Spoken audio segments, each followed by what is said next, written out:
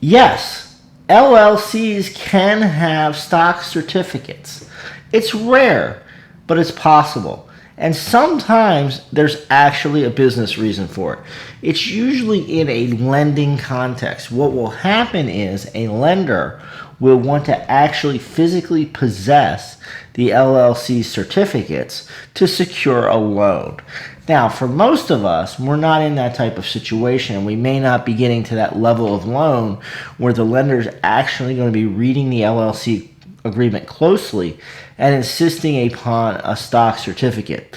In general, LLCs usually have uncertificated LLC or membership interests. These are just partial ownerships, usually percentages of ownership that doesn't even translate to stock like a corporation. And if you go check out the channel, we recently did a video that compared and contrasts stock in the LLC context versus the corporation context.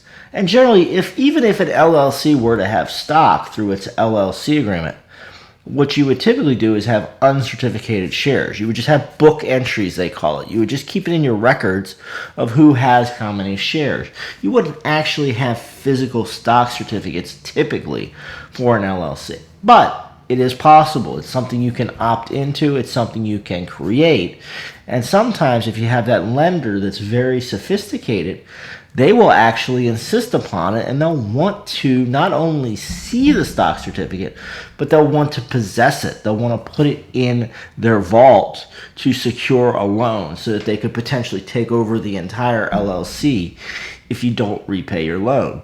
Again, the typical person dealing with your small local bank's not going to see this, but maybe if you're buying a hotel, a piece of land, some type of commercial property, you might start seeing this more sophisticated structure. So yes, it is possible to have LLCs with certificated stock. It is rare, but I've seen it and it is possible. Check it out. Join me in the comments. Let me know what you think. Obviously, everything you post here on YouTube is public, so don't put any confidential information there. But do feel free to ask your questions. A lot of times we get prompts for future videos from our audience members, and I always enjoy interacting with you. So make sure you comment below, but don't post anything confidential. And make sure you subscribe to the channel if you haven't done so yet.